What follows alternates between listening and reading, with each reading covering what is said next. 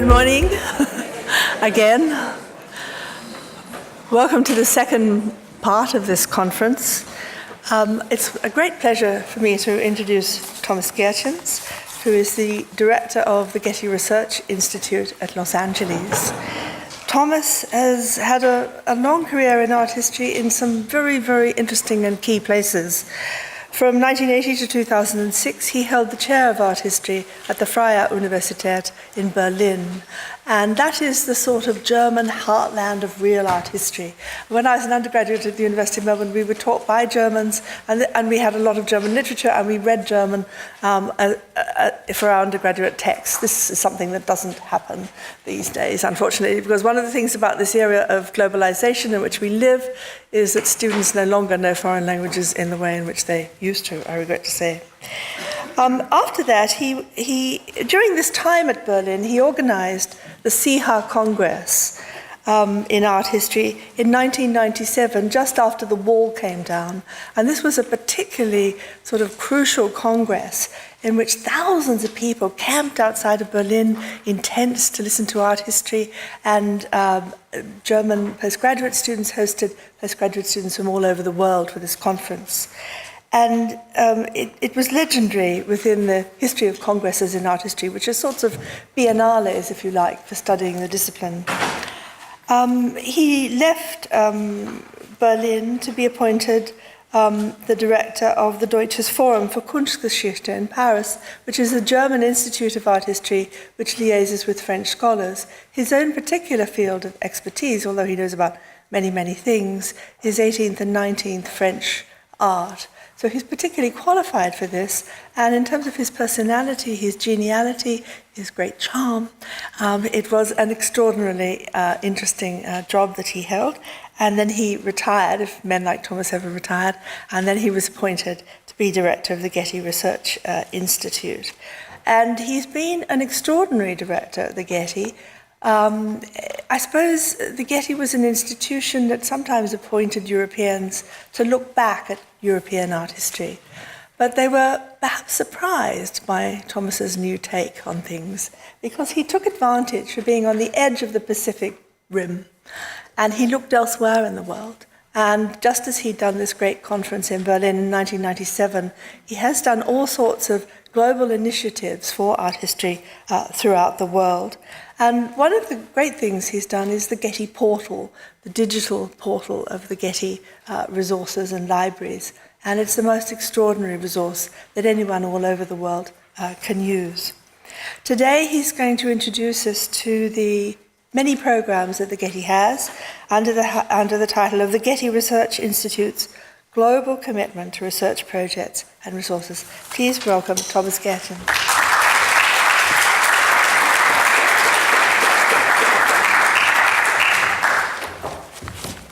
Well, let me first thank Carrie Gardner and Janie Anderson for this wonderful invitation to participate in this symposium. This is the second time I'm in Melbourne, and of course the first time was during the AIAH conference Janie organized, and I think this was a very important conference, as everybody knows, unforgettable by its atmosphere and its content, and also by the fact that this conference really was a game-changing conference and opened new doors and new horizons in our field, and we are all deeply thankful to Janie to have organized this wonderful event. Well, I am going into a different direction, but what I will say is very much linked to my predecessors this morning. I'm going to talk about a research institute, and I will start with some general remarks and then go into some personal recollections of an institute which I founded myself, before then giving you an overview rather compact about the Getty Research Institute, which I have the honor to run at the moment. Well, first of all, I would like to say that research institutes matter. And we cannot have enough of them. They matter in the sciences as well as in the humanities. Research institutes are extremely important, and we are all very, very happy to have now an Australian Institute of the Art History in Melbourne too. Why? Well, there are many reasons why research institutes matter, but let me just enumerate the three favorite arguments I have to propose. Research institutes can engage in mid- and long-term research projects. This is a very important point. The universities normally are not able to provide the continuity of longer-term projects, but research institutes can. My second, and I think it's extremely important if you create a research institute, to think at the very first moment about the goals of these research institutes. And these goals they will change over time, but they should be very clear at the beginning. My second point is a research institute should have a possibly large scholar and fellow program. Research institutes connect. They connect art historians. They connect art historians from different backgrounds, from different cultures, and bring, and this is one of my major convictions, they bring the idea that there is not only one art history, but many art histories together. They further the exchange of methodologies beyond borders and beyond the languages. They support interdisciplinarity. So this is my second important point. The third point might surprise you, but is as important. Research institutes collect. They can collect research material. And by doing this, they collect the material for future generations. And we don't have enough research institutes who do this.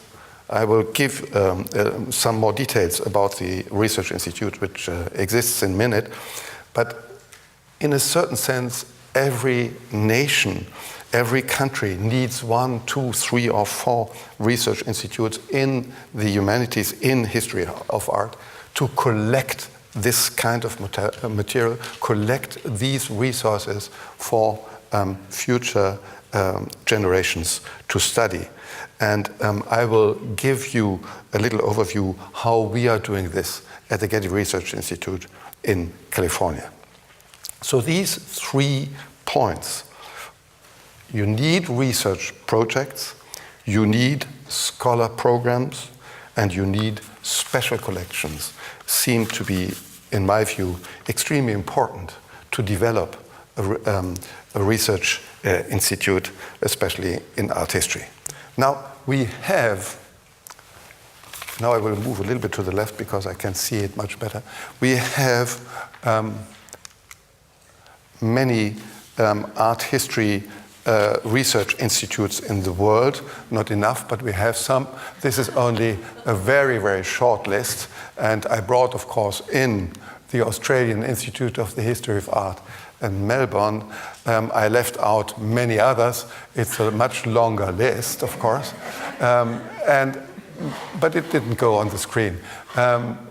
The oldest institutes are the German institutes, the Bibliotheca Hertziana and the Kunsthistorisches Institut in Florence.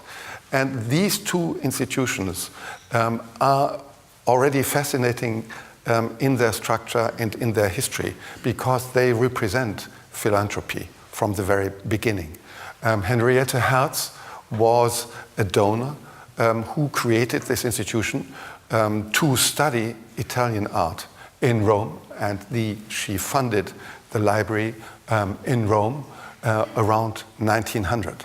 And the second institute, the Kunsthistorisches Institut in Florence, is an institute which has been founded by art historians who gathered together, museum directors. Wilhelm von Bode was one of them, and they gave money personally to find a place where art historians could gather, find a library in Italy to study Italian art. This all happened around 1900, both institutions. So Germany has, since over 100 years, two very important research institutes in Italy where more or less every student who wants to study Italian art is supposed to go, because since 100 years they have collected major libraries, photo collections, and other material. Now, there are more institutes all over, in Munich and in The Hague, the new Institut National d'Histoire de l'Art in Paris. The Warburg Institute is a little older, and you know the story, the Clark, than the Australian institutes. And let me talk a little bit about the institute I have founded in the later 90s in Paris. Just to finish with this slide here, one has to say that the structure of all these institutes are extremely different. Some of them are more or less devoted to the study of national art, or their background is to study the own art, like, for example, the Swiss Institute for Art Historical Research, which is devoted to study Swiss art. The other institutes are devoted to certain methodologies, like the Warburg Institute. They are all very different, and they are different in size, different in funding. Many of them have a state-funded background, but almost all of them have also some private sponsors who support their programs.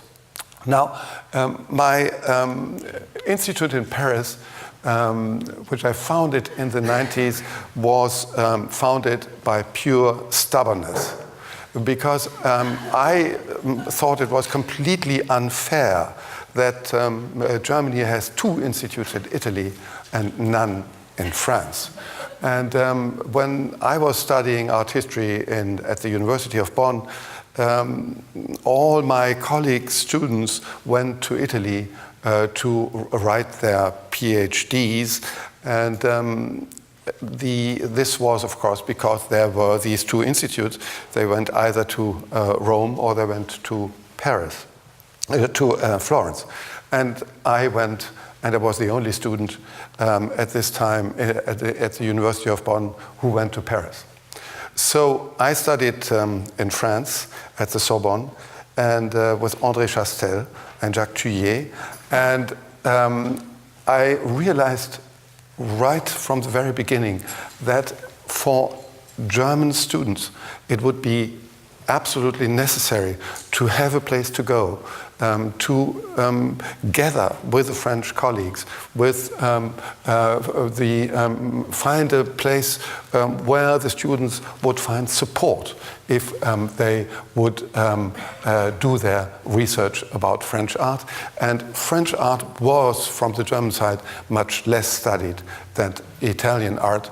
This is a long, old tradition in German art history and goes back to Goethe's visit of Italy, that Italian was a preference of study in art history. So we founded this institute with very, very little money from the government. And the government even told me, you should go to France to make contacts with French art historians, but you are not supposed to create an institute. And I disobeyed completely. I said right at the very beginning, I will found this, but the government told me right away, we will not support financially this institute. So I found private donors. And this is absolutely possible to find these people if you can convince them that this is a necessary initiative. And we had three goals research focus on artistic relations between France and Germany, promote French research on German art history, and support German scholarly research on French art. We did that in a very short time. In 10 years, we published over 40 books with many students, French and German.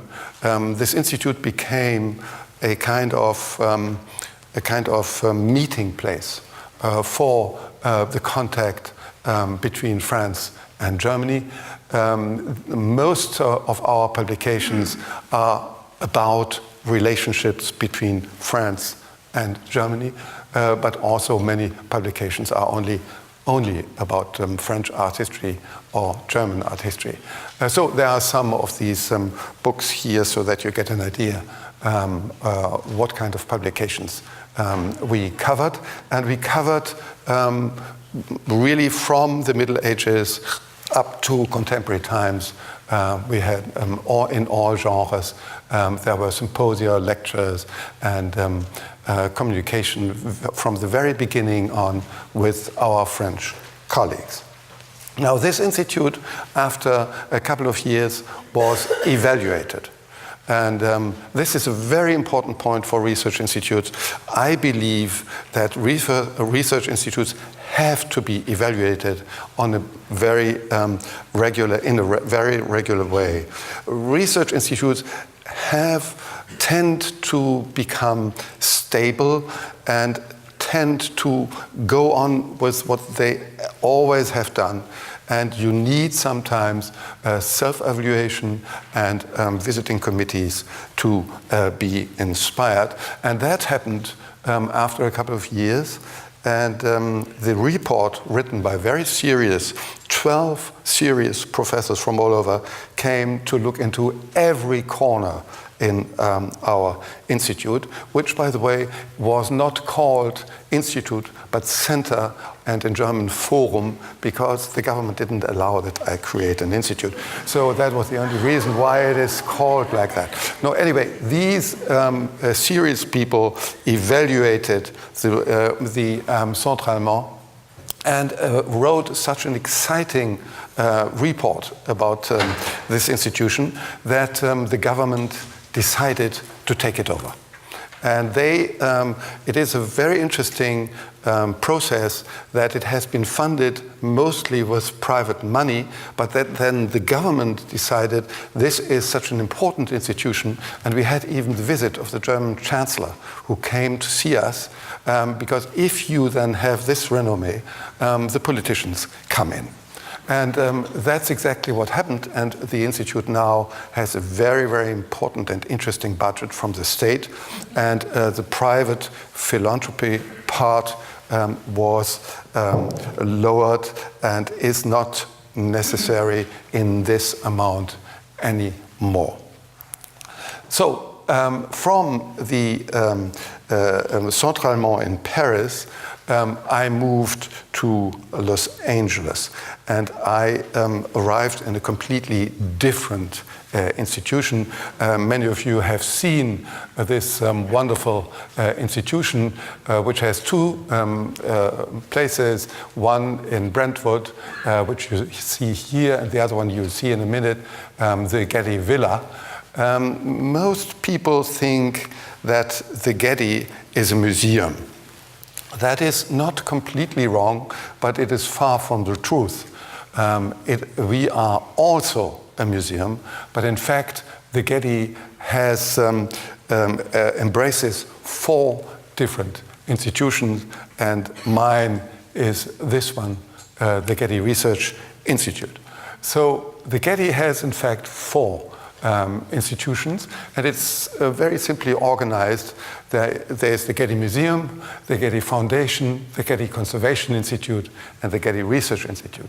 There are 4 directors parallel, and there is a president who brings the programs and the policy to the trustees, which are on top of the whole enterprise.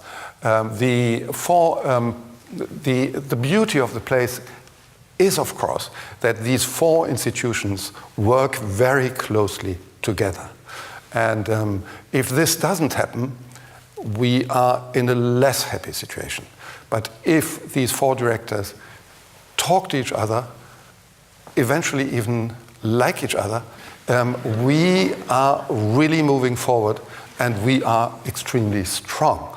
And since my time at the Getty, I only had Australian colleagues, so I was in a very good situation. And the current director of the museum is Tim Potts, and before it was Michael Brand, so I was very, very happy with my colleagues. And you can see here, this is the Research Institute, and this is the museum, and my office is here, and I look right away into the office of my colleague, and so we get along very nicely. So the Getty has been founded by Mr. Getty. I'm sorry for this photograph, but there is no photograph where he is smiling. He is always looking in this way. This is the most smiling photograph I could find. And he was a very complicated character, but I have no time to go more into details. But we all owe him a lot of respect because he did a huge philanthropic gesture. And that was to give from his enormous fortune, which came out of oil, his enormous fortune. He paid out his family, and then he left his collection of antiquities, his collection of paintings, 17th, 18th century Italian, some French paintings, and an enormous and extremely high-value collection of French furniture and French decorative art. He left all that, including a bank account with a lot of money. And he wrote a will of 4 lines. And this will, and this is only a couple of words before, to establish an institute, the purpose of which shall be the advancement of knowledge and appreciation of the fine arts. This is the most philanthropic you can be in your life. He left everything so that mankind all over should learn more, understand better the history, and appreciate the history of art. We recently bought, we have found it in a private collection, his diaries, and it is absolutely clear that Mr. Getty was very interested personally in research. He went to Rome and asked the most important archaeologist to guide him in the Vatican. He was noting what he learned, and he went with the same professor the next day again and went to see the Apollo von Belvedere or whatever, and asked, and in a certain way reported what he learned the day before, and then he asked, did I understand it right? So there was a real interest in understanding works of art. And this is, in a certain way, an heritage we take along, and we take that seriously. This philanthropic gesture as a whole is the foundation of the Getty. And this spirit of understanding and making accessible is also a heritage we take extremely seriously. Now, the Getty, as I say, has 2 places. One is the Getty Villa, which is a reconstruction of or an imaginative reconstruction of a Pompeian Herculanum villa, which you can see here in Malibu. In fact, it is not in Malibu. It is, in fact, in Pacific Palisades. The border of Malibu and Pacific Palisades is here, but it's, of course, much more chic to say that it's in Malibu. And so the villa is in Malibu. And and the villa has been built by Mr. Getty himself, but he has never seen it. He was living in London and close to London, but he didn't come over to see the villa. And recently, the villa has been rebuilt and reconstructed when the center in Brentwood was finished. Now, the museum, as you can see here, has a very important collection of decorative arts, French. A lot of this material coming from Versailles. As you can see here, this is all Marie Antoinette's material. And then here, a view into one of the galleries. Two paintings I recently bought, small painting by Rembrandt, which we bought a couple of months ago only, and the famous Van Gogh painting. And the collection is limited from the antiquity with very, very important collection of medieval manuscripts, and then going to 1900. 1900 is the limit of the collections, besides photography. So the Getty Museum has one of the most important collections of photography, but the museum collects the artists, so photographers, because you will see in a minute that the Research Institute also collects photographs. Now, this was, in my view, not a very intelligent decision to stop 1900. The idea was, of course, that the prices in the art market went so skyrocketing up that you couldn't collect in all areas. But that is now, in a certain way, a limitation. But we also would not have the space to collect in a larger way 20th century art, and there are other institutions doing this. But this is a very different situation from the Research Institute, because we collect material up to nowadays. Now, the Getty Conservation Institute, the second institute at the Getty, is an extremely important institute. It doesn't really conserve, it doesn't really do conservation work. It does research on conservation and then training of younger conservators all over the world. So what we do is, for example, to work in Dunhuang in China since several decades to restore these wonderful caves with their paintings, which you can see here, or in Egypt, or this is a Californian wall painting, and the Academy of Dunhuang.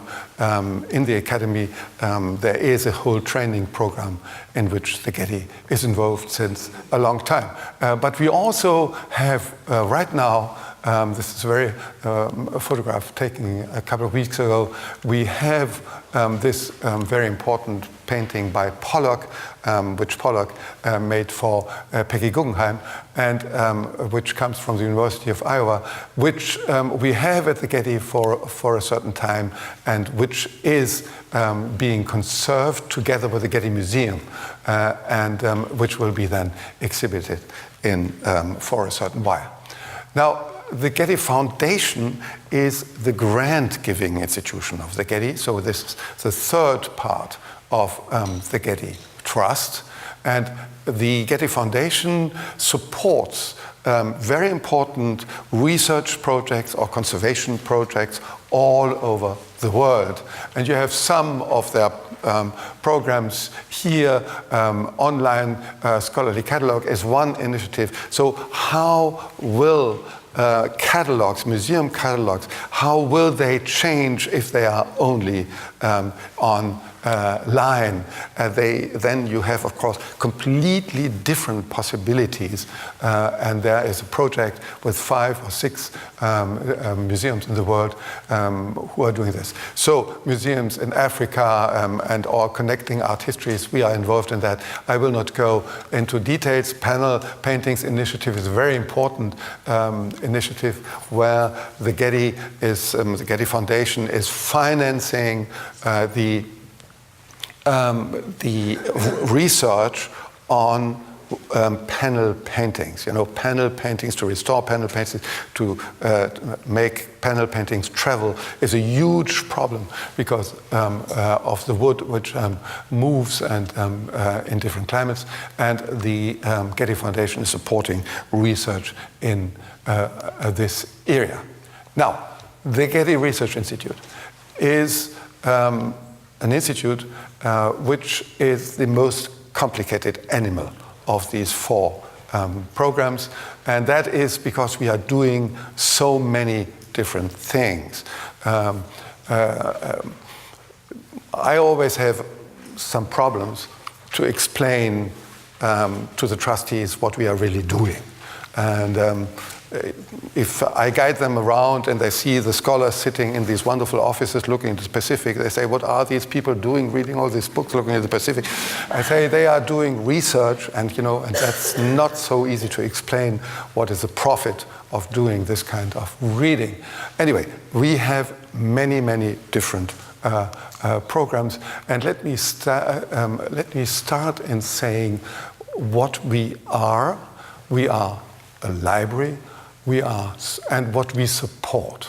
So we are a library, we are special collections, we have a photo archive, between 2 and 3 million photographs. We have a scholar program, we have research projects, we have the provenance index, I will explain what that is. We explain what vocabularies are. We have many, many innumerable databases. We do publications, we have an own journal, we have technical service where we develop programs for the field, for the discipline. We have a huge digitizing department. We created the portal. I'll talk about that a little bit. We're doing exhibitions. We have many programs. We have many internships. And so what do we support? We support the dissemination of art historical knowledge. We try to connect art historians from all fields and all cultures. My key word is encounter. Encounter, not colonizing. Encounter. We collect, we conserve and catalog archives of artists, art historians, architects, art dealers, all kinds of people who have written or left an archive. We collect that, process this, and make it accessible for research.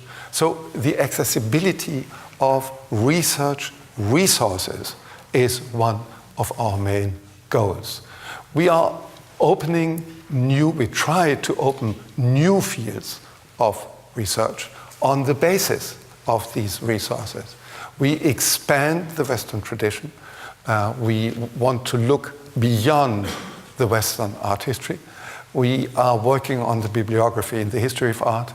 We develop new technologies, and we support individual and collaborative research projects. So I could give you a lecture about all these different terms, but I will have to be very short and will try to give you an overview of what we are doing. So the library has over 1 million books only in art history. We have 3,000 subscriptions, hundreds of databases, and we have yearly over 4 million electronic searches from all over the world in our library. So the special collections are one of the beauties of the Research Institute. We have these rare and unique materials from the 15th century to the present.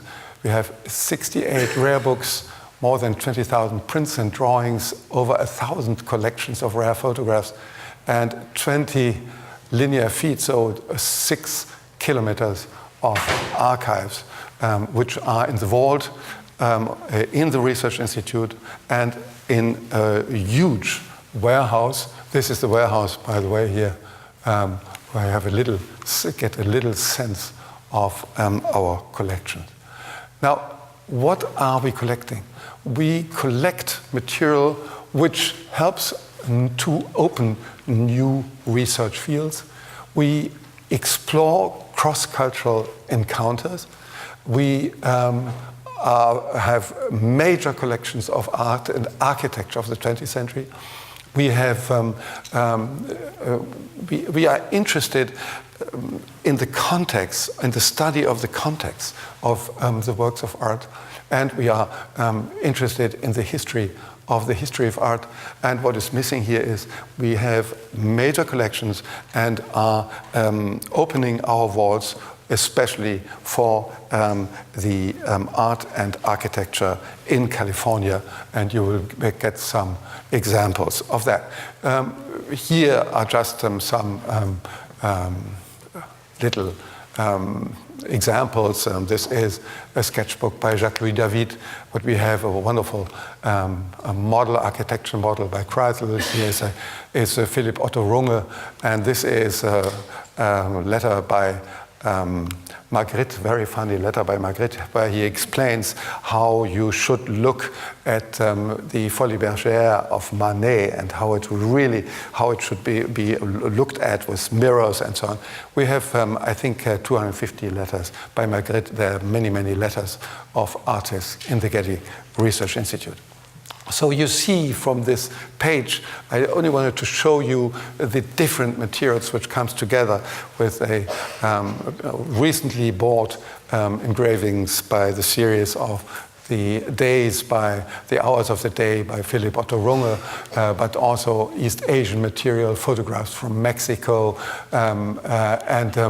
this is a donation of the whole archive of an American Californian artist, Hammersley, wonderful drawings. And this we bought a couple of weeks ago, which is a letter of a Chinese a Western Jesuit living in China, writing about how different Chinese painting is from the Western way of considering art, and this is a letter from 1765. So we recently found a very important thick book, manuscript, which we digitized. You can have all this material online if you want. Go on our website, but take your time. There are 35,000 pages on our website. So it is a manuscript which describes, nobody has known this manuscript, which describes how Michelangelo was planning to empty a certain southern part from Florence to rebuild the fortifications.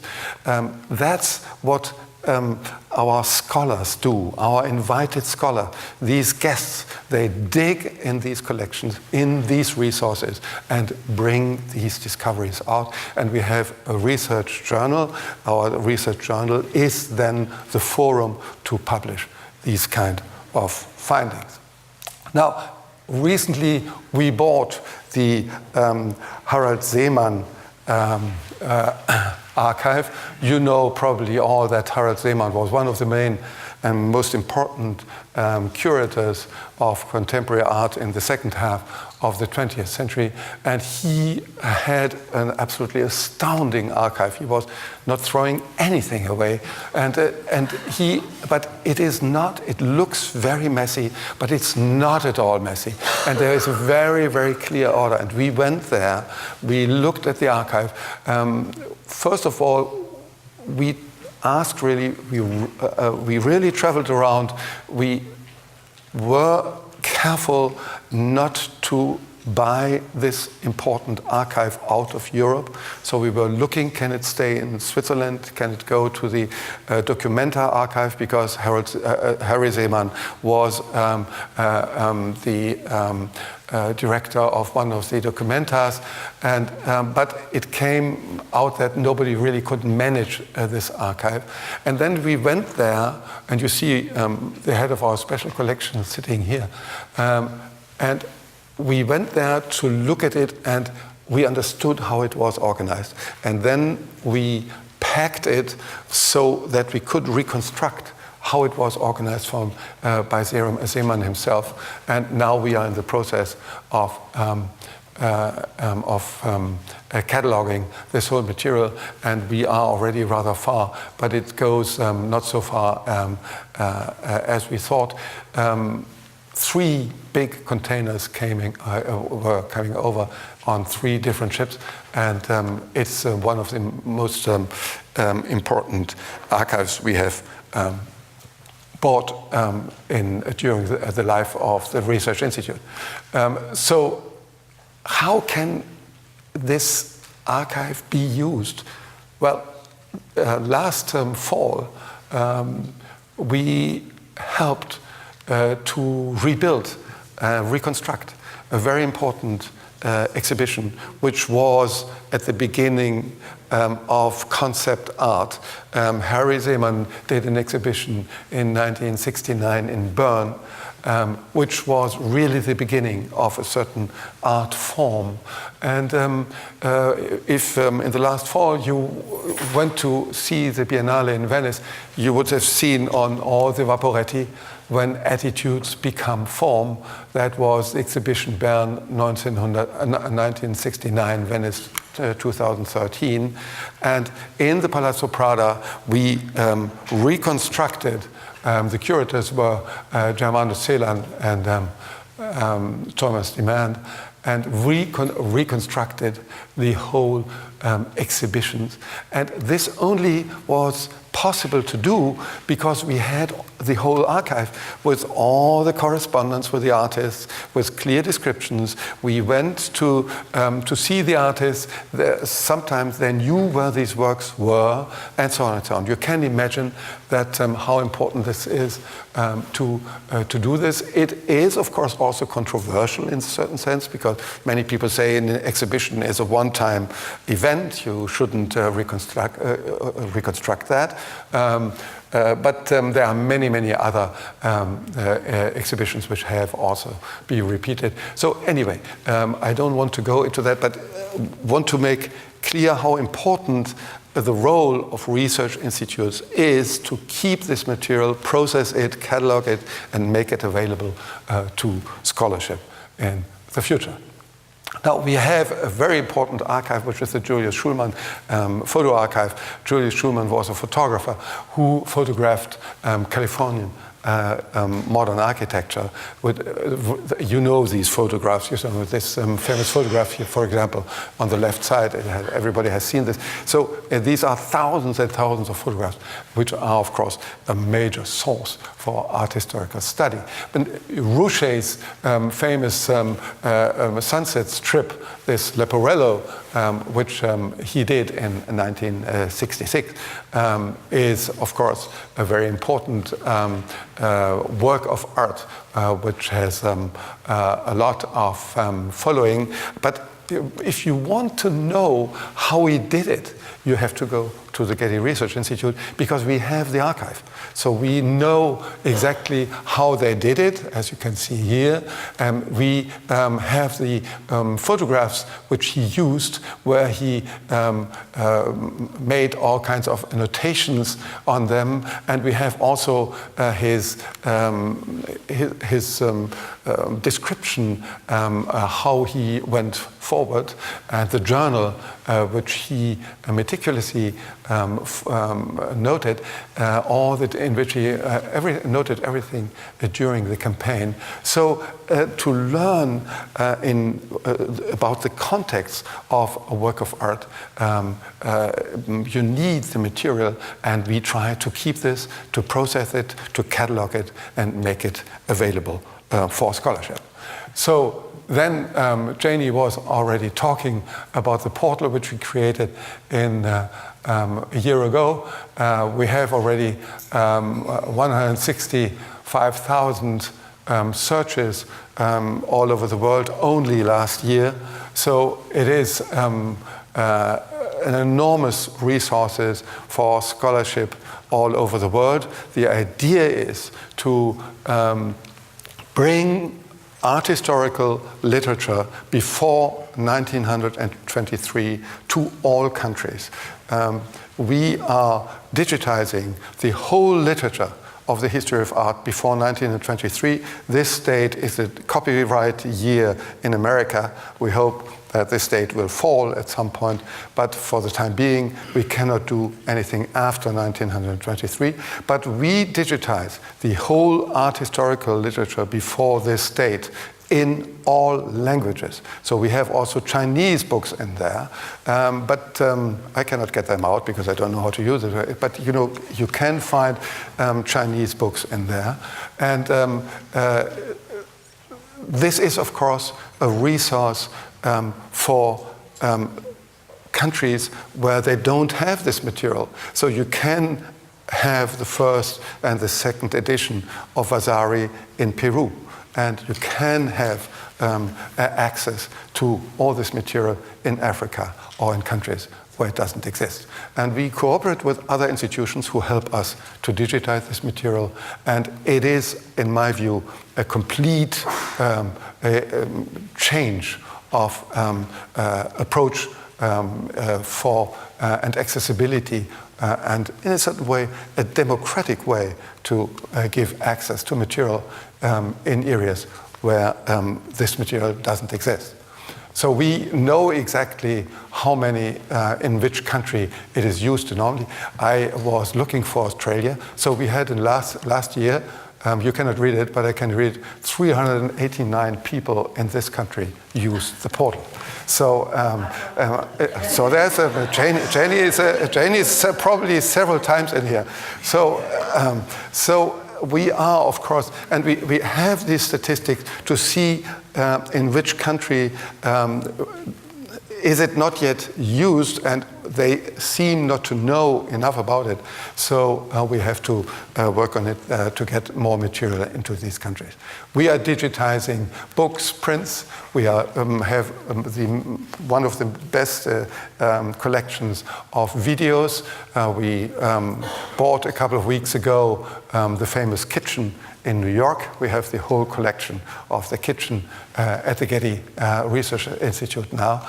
And we are also doing the vocabularies. What are the vocabularies? Well, if there are many names for Leonardo, you know, it's Leonardo da Vinci, it's Da Vinci, it's Vinci, but it's also Leonard. So the computer needs to know to bring all these different names together to retrieve the material you want to have.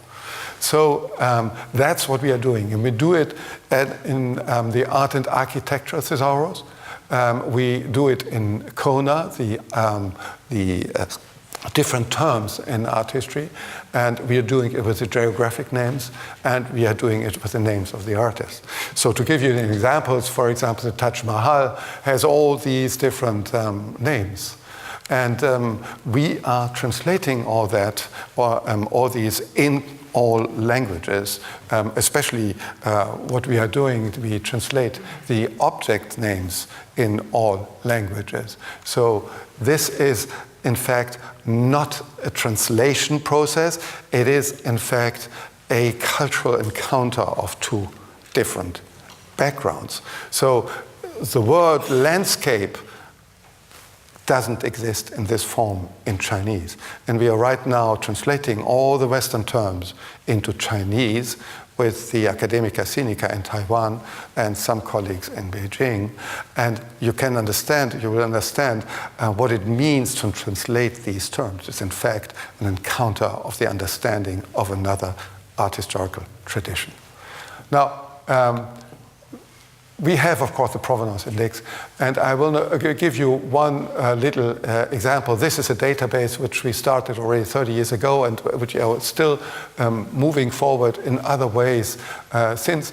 This is used by every curator in the world, and I will give you a little example. We have a wonderful painting by Rubens in the Getty Museum, and I always was astonished that my colleagues in the museum gave the title of entombment, and I always said, well, definitely this is not an entombment, that is a lamentation, and iconographically you should just change the label. But you know how institutions are, it's still called entombment. But anyway, it's not an entombment, and you know, you can see that this is a description we got from, which was when it was bought from Christie's, and then it was called, of course, entombment, and it had only a very short provenance, and this is the provenance, so it went back into the year 1868.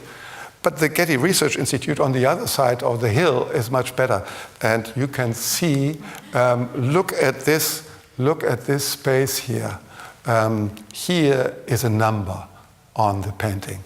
And what we did was to put this number and the name Rubens into the, here is the number, 146. We put in our provenance index Rubens and only the number, 146. And what came out is that this painting has been made for Monsieur Guzman, the Marquess, and Duke of Montoro, and he was the brother of the famous Duc de Olivares. And there's a description where it says, Mary is lamenting Christ. So this is a tool, of course, which embraces all the inventories, all the sales catalogs, and from the 16th century to nowadays, we are still very poor in the 19th century because it becomes overwhelming, but we are almost done for England, France, Germany, to the end of the 18th century. We were working with the National Gallery on finishing the British sales and the British inventories. So this is a huge and very important tool which will be used in the future in art history. Now, this is our scholars program. We have between 50 and 70 scholars, pre-docs, postdocs, established scholars from all over the world. Since a couple of years, since I'm there, we always have Chinese, we all have Mexicans, Peruvians, Brazilians, Africans, Indians, wherever they come from. So it has become a global institution where the exchange of methodologies is discussed. And we have always scholar years. So we talked about persistence of antiquity, religion, change, networks and boundaries, the display of art, artistic practice, color, and right now we are working about a topic which is called connecting seas, and you will see how this looks like. This is the topic of this year's Connecting Seas. The idea is that the seas are not only barriers, but that since antiquities, people could go over these seas and discover other countries. And next year we'll talk about object value canon. And from the poster you can already see that we are very interested in the different canons in the different parts of the world to make these different traditions speak to each other. That is the idea. We have, this is a statistics where you see we are fine, but we still have to do a lot of homework. This shows from where these scholars come. And they come mainly from America, and well, there's Alaska. It's not Alaska; it's just a part of America, and of course Europe, and Australia. You see, we had 5 scholars from Australia. Not enough, so we work on that. So it demonstrates that we have still a lot to do to bring these scholars from all the world around, and there is, of course, this big continent which is more or less white, where we all have to work on how to understand this art better and to bring people together to work on African art. So we have, of course, our own publication department with many series, our Getty Research Journal, which publishes in which all the findings in the research institutes are published. We have a series like the Abu Warburg publication or the Riegel or the Quatre Belles Quincy, where we translate art historical source books into English with commentaries to make them accessible for a much wider public. Now, we have ourselves research projects where we cooperate with scholars from all over the world, but these are research projects pursued by the staff of the research institute, and you can see it's very different: alchemy and printmaking under Louis XIV, art on screen. We have a film department, surrealism. We have a project about Dunhuang. You should move the N behind. And we have Los Angeles architecture and many more. It would take too long to explain how these research projects operate, how they work, but normally they start with our own collections. So Research Institute, as I said at the very beginning, should have collections, and the scholars who come, they dig in these collections, they find materials, and then we define after a process. We find a research project which opens a new field of research like the one about surrealism in Latin America. Here are some of these past research projects. Louis XIV, which will come again, then Mexico. This is a Chinese exhibition of photography. We have, all these are based on our own collections. We have one on the Düsseldorf Gallery, Mexican Revolution, Russian books around 1910, 1920, and photography collection of the Near East of North Africa, and many, many more.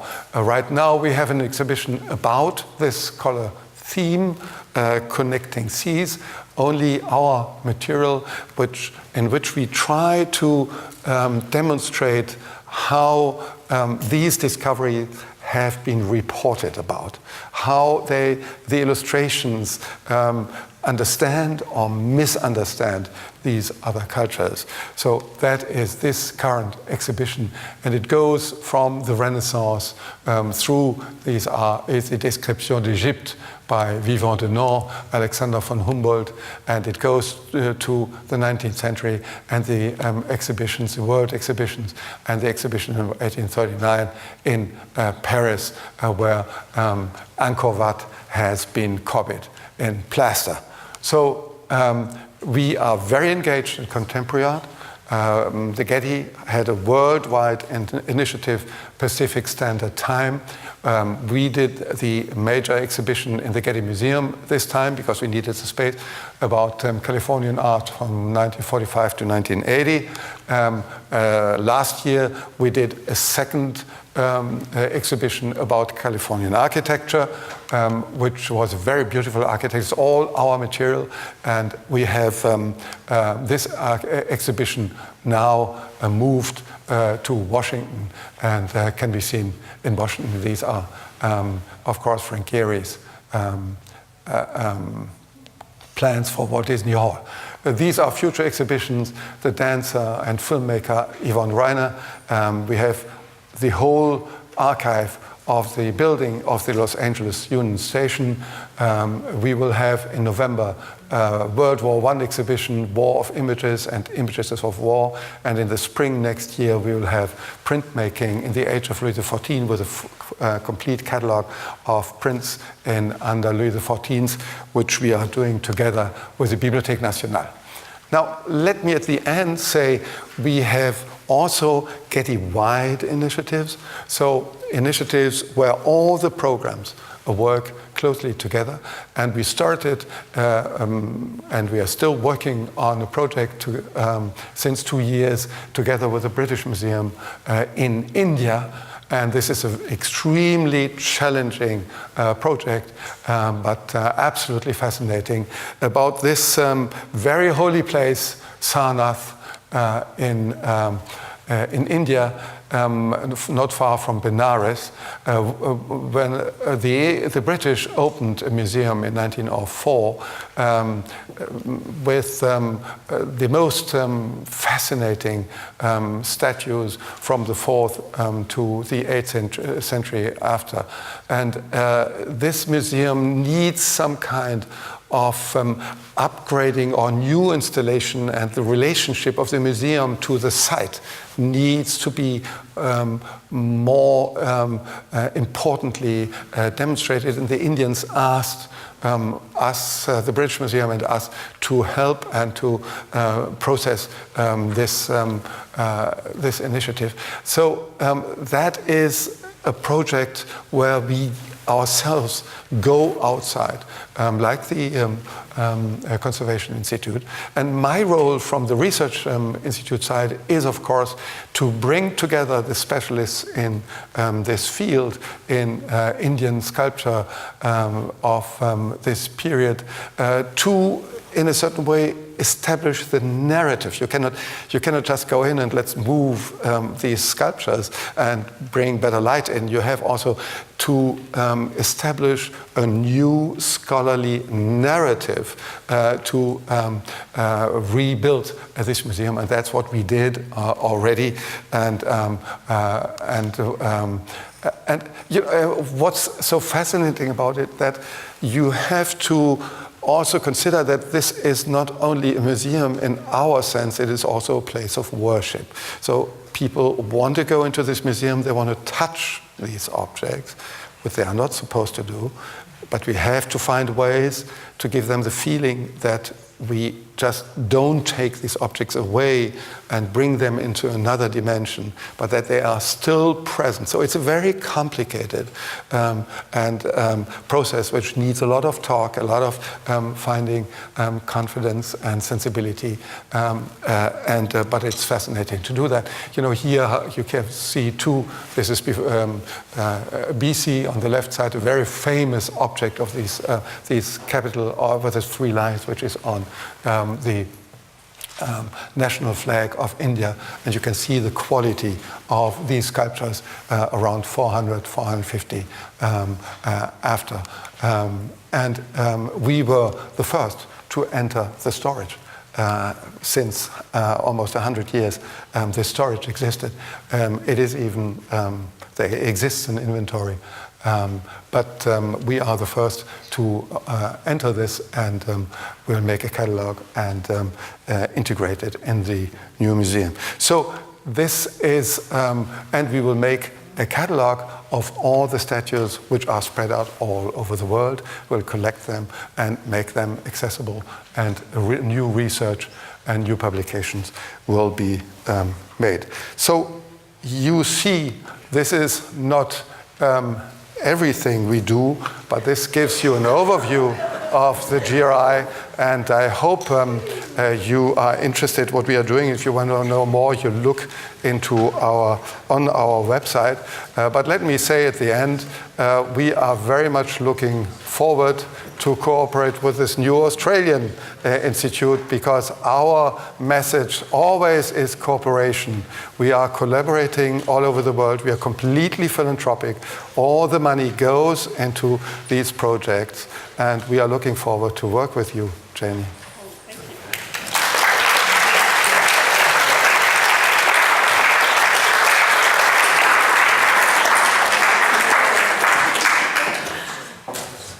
Thank you for that visionary look at a truly global view of art history and its resources, and the extraordinary potentiality that you're revealing as a director of this institute, which is sort of mind-boggling and makes you gasp, rather.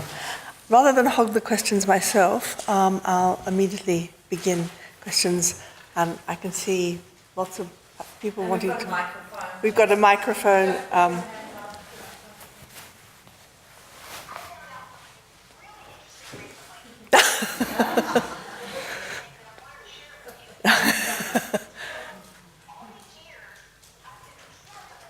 Could someone ask that to be turned off?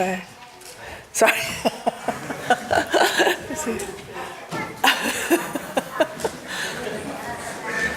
Okay. Well, I wanted to, when I went to the Getty a very long time ago, I remember being really taken aback by the interest in art historiography and art historians' papers. I immediately decided not to throw away as many as my own as I had been doing. Yeah, but sure. It is quite extraordinary, the impact of art historiography. And we had a conference here on art historiography, and we published it online with this British journal. Mm-hmm. We've had 30,000 downloads of that. Yeah. You know, that is an who would have thought that such a subject would have been of interest to the rest of the world? Mm-hmm. And apparently it's prescribed reading at the Institute of Fine Arts in New York. Mm-hmm. You went into... Yes, Fred? Thank you, Thomas. Microphone. I know you don't need one. Insights into the Getty. My question is more a commercial one. What is the budget for you and a broader entity? Because it strikes me that it is just a huge undertaking you've got there. Well, we are, of course, in a very comfortable situation compared to others. The Getty relies on an endowment. This is a huge advantage because we have an enormous endowment, one of the most important of any art institutions in the world. But we are also fragile because we have only the endowment. So there are no entrance fees. The only income we have is parking and what we sell in the shop. That's all. The endowment was, of course, in a very bad situation a couple of years ago. And we lost 25%. And we had to really look into what we were doing and to restructure and reorient. That happens if you are only living of the interest of an endowment. We have an endowment of 6 billion. And in the research institute, there are 250 people working. In my institute, there are 1,300 overall on the Getty Hill and at the villa, including the gardeners and the guards. But the situation right now is, of course, that especially for acquisitions, the prices are so skyrocketing that it's impossible to make acquisitions without further help. So we are starting a fundraising business. And that normally should happen to every institution which starts with an endowment after a couple of years. The Getty could made it for 30 years, but now already in earlier years people were saying, you can continue for some time, but then you have to fundraise. And that's what we are starting doing now. So every program starts with a fundraising process. And I have a council. And this council helps me to find some money to do acquisitions or do certain programming. And so that's our situation. Jean? Yeah. There's a student does have to be on. Oh, that's it. Hi, my name is Robin Krauss-Howell. I work in fundraising, but have had a long history in art education throughout my career.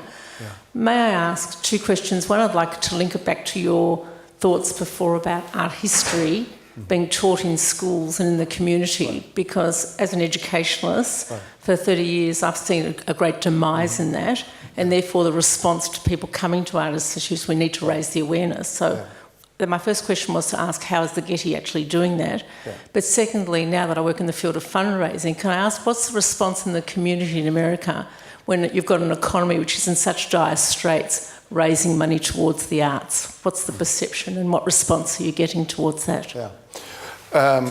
Let me ask the second question first, because it's easier to answer. The Getty is considered to be rich, and we are rich. There's no doubt about it. So we need some time to convince people who might give that we are in the situation that we need. Because nobody can even imagine that the Getty will need, because everybody thought, well, the Getty, it's the Getty. So, but we are coming slowly into this process, and people understand that it is necessary to do this, to go into a fundraising process, and they help us. And it will take a while, but we are doing this since 2 years now, and we get more and more sympathy. And finding people to help depends always of the institution itself. Not only the question if we are in certain areas well equipped is not so important as what can we do if we help the Getty to do more. Because we need fundraising because we have more ambition, which on the other side explains to people, yeah, we want to participate in this process. And the Getty is a nice place to give.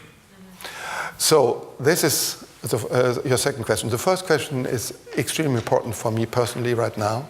The Getty Museum has a big department for schools and for education. There are 40 or 50 people working there. And they have very established, wonderful programs.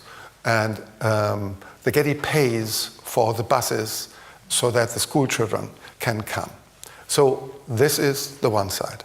What about a research institute? Is a research institute a closed institution where only the specialists run around? And so we changed our policy in the last year.